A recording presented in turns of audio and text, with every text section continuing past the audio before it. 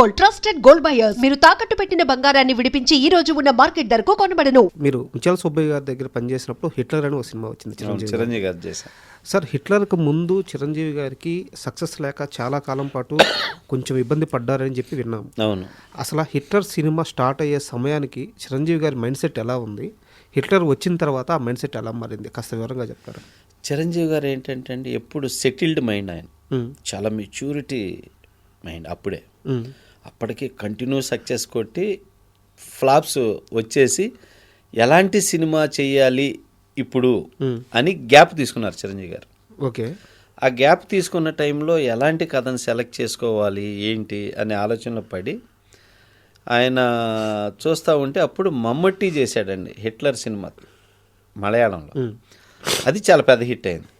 So నేను అన్ని mass సినిమాలు చేశాను, మళ్ళీ చాలా తర్వాత ఒక మంచి ఫ్యామిలీ సెంటిమెంట్ ఫిలిం చేయలేదు, ఓకే, ఈ కథ పర్ఫెక్ట్ నాకు అనుకొని అప్పుడు ఎయిటర్ మోహన్ గారు ఆ రైట్స్ కొని ఉన్నారు.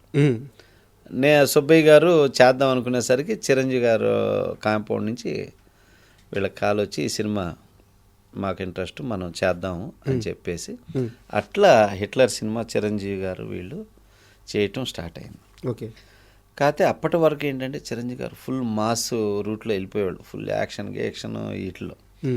ఫస్ట్ టైం చాలా ఫ్యామిలీ సెంటిమెంట్ ఫిలిం. ఇప్పుడు ఒక టైంలో చేశారు విజేత అని, ఇట్లాంటి సెంటిమెంట్. అవునవును.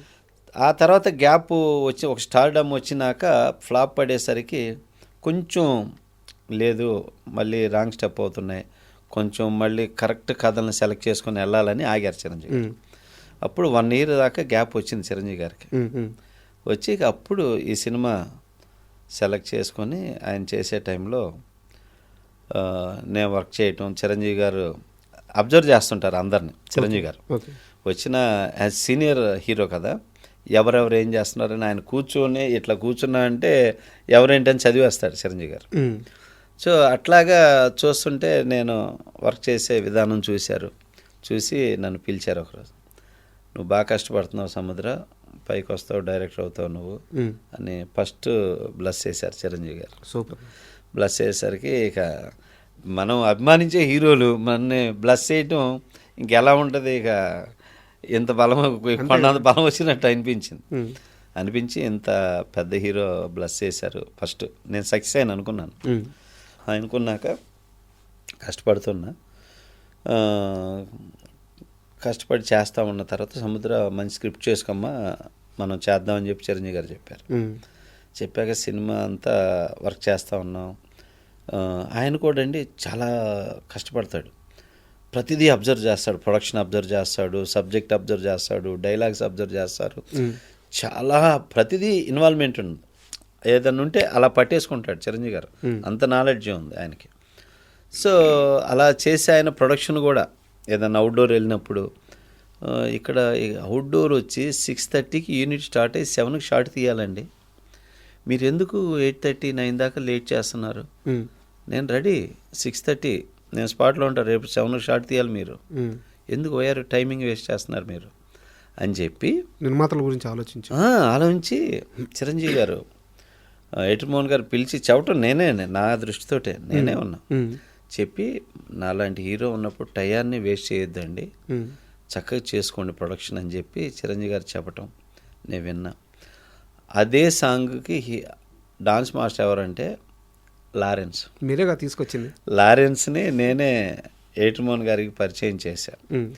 లారెన్స్ అప్పుడు చిన్న సినిమాలు చేస్తూ ఉంటే నేను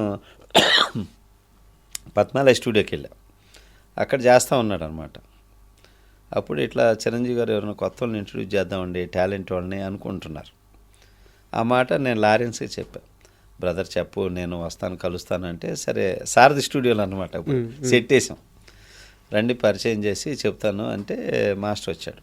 వచ్చి నేను ఎయిటర్ మోహన్ గారికి పరిచయం చేసి ఇలా చేశాక మోహన్ గారు చిరంజీవి గారు తీసుకెళ్ళి పరిచయం చేస్తే, సరే అమ్మా ఇది సాంగు, నువ్వు ఏదైనా ఒక సిగ్నేచర్ మూమెంట్ చేసుకొచ్చి చూపిస్తే నేను కన్ఫర్మ్ చేస్తాను అని చెప్పారు.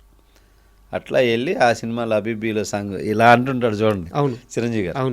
ఫస్ట్ లారెన్స్ ఆ మూమెంట్ చేసుకొచ్చి చూపించాడు. సింగిల్ సిట్టింగ్లో ఓకే చేశారు. లారెన్స్ అనే వ్యక్తి అంతకు ముందు దాకా చిరంజీవికి పరిచయం లేదు, పరిచయం లేదు, కొత్త వ్యక్తి, చిన్న సినిమాలు తీస్తున్నారు, పరిచయం లేదు. ఈయన అప్పటికే మెగాస్టార్. అవును, చిరంజీవి ఎలా హ్యాండిల్ చేస్తారు ఆ డౌట్ కానీ, ఇతనికి ఎందుకు ఇవ్వాలన్న ఆలోచన కానీ ఏం లేదా? లేదు లేదు.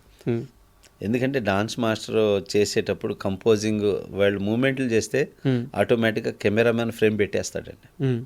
కెమెరామ్యాన్ గారు ఫ్రేమ్ పెట్టి ఇలాగ పెట్టా, ఇలా కంపోజ్ చేసుకోమా అని చెప్పేస్తారు. అలాగా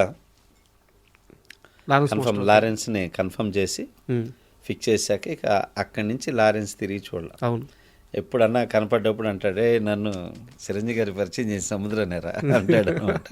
ఇప్పుడు కూడా అంటాడు బాబు. అండ్ మూవీ రిలీజ్ అయినాక సార్, హిట్లర్ రిలీజ్ అయిన తర్వాత అంటే మేము చాలా చిన్న వయసు థియేటర్కి వెళ్ళి సినిమా చూస్తుంటే ఆ పాటలో చిన్న రాయి ఉంటుంది, ఆ పరిగెత్తుకుంటా వాళ్ళ చెల్లెలు ఆడస్తుందని చెప్పి పరిగెత్తుకుంటా సార్ కాలుకి దెబ్బ తగలగానే, ఆ కాలుకి దెబ్బ తగలంగానే థియేటర్లో అందరూ లేడీస్ అందరూ తెగ ఏడ్చేస్తున్నారు. సెంటిమెంట్ సాంగ్ అది, చాలా మంది ఏడ్చారండి ఆ పాటకి. కష్టాలకే కన్నీళ్ళు వస్తాయి. ఎలా ఉండింది రిసీవ్నెస్ అప్పట్లో సినిమా రిలీజ్? అయ్యో, సినిమా సూపర్ హిట్ అండి. చిరంజీవి గారికి చాలా మంచి హిట్ అయింది. సెంటిమెంట్గా చాలా మంచి రెస్పాన్స్ అన్నమాట. అంటే ఇట్లాంటి సిస్టర్స్కి ఇలాంటి ఒక అన్నయ్య కావాలి అని అంత మంచి మార్క్ తెచ్చింది ఆ సినిమా. ఇంకా మళ్ళీ అక్కడి నుంచి చిరంజీవి గారు మళ్ళీ వెనకలేదు. ఆ తర్వాత మాస్టర్ అని, అన్నయ్య అని ఇక వరుస మళ్ళీ కొట్టుకుంటా వచ్చేసారు ఆయనకి. మళ్ళీ అట్లా ట్రాక్ అయిపోయింది సార్. మళ్ళీ మనం బి గోపాల్ గారి దగ్గరికి వద్దాము.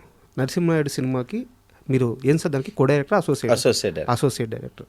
అంటే ఆ రోజుల్లో అంటే ఇప్పుడు మనం పాన్ ఇండియా సినిమాల్లో చూస్తున్నాము పెద్ద పెద్ద షాట్లు కానీ, లేకుంటే హెలికాప్టర్లు పెట్టడం కానీ, చేజింగ్లు కానీ ఇప్పుడు చూస్తున్నాము.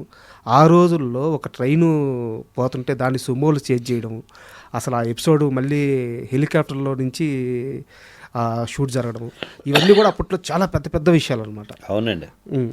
బి గోపాల్ గారు చాలా మంచి డైరెక్టర్, చాలా మంచి వ్యక్తి. ఆయన్ని నా గురువు అని చెప్పుకోవటానికి గర్వపడతాను. ఎందుకంటే ఎప్పుడు ఎమోషన్ అవరండి, కూల్గా ఉంటారు, కూల్గా చెప్తారు, తిట్టరు.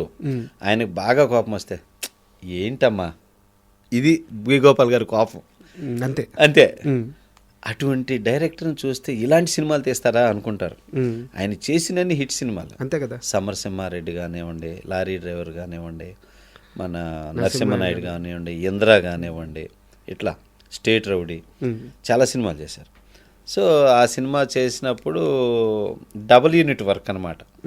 ఈ ట్రైన్ చేసి సుమోలు, విక్రమ్ ధర్మ మాస్టరు, నేను సముద్ర నేడు ఉంచేసి మనం రెండో యూనిట్కి వెళ్ళిపోదాం అని చెప్పి బాలయ్య మన ముఖేష్ ఋషి విలన్ సీన్స్ అనమాట. అక్కడ హెలికాప్టరే. అవును. అట్లా మా కో డైరెక్టర్లు అటు వెళ్ళారు. మాస్టర్ తోటి నేను ఈ సుమోలు చేసి మామూలు ఇటుకొట్టుడు అనమాట. డబుల్ యూనిట్ వర్క్ అనమాట అది చేసింది. ఓకే. నరసింహనాయుడు వర్క్. ఆ చేజింగ్ సీన్ అంతా మీరు డైరెక్ట్ చేసిందని అయితే? లేదు, విక్రమ్ మాస్టర్ అసోసియేట్ డైరెక్టర్గా నేను ఫాలో అయ్యేవాడిని. ఓకే. చేసింది ఫైట్ మాస్టర్ విక్రమ్ ధర్మ గారు. And for more videos, please subscribe to iDream. Please subscribe to iDream. Please subscribe iDream. And please subscribe to iDream. For more videos, subscribe to iDream. please like, share and subscribe to the channel. Congratulations, iDream. Subscribe to iDream. Subscribe to iDream. So subscribe to iDream Media. iDream team andarki huge congratulations. Please subscribe iDream Media. Please subscribe to iDream. Subscribe iDream. Please subscribe to iDream. iDream అంటే నా కళల ఛానల్ను subscribe చేసుకున్న నోరు తిరుగుతలేదు, మీరైతే గంట గుర్తు కొట్టండి. For more such videos, please subscribe to iDream.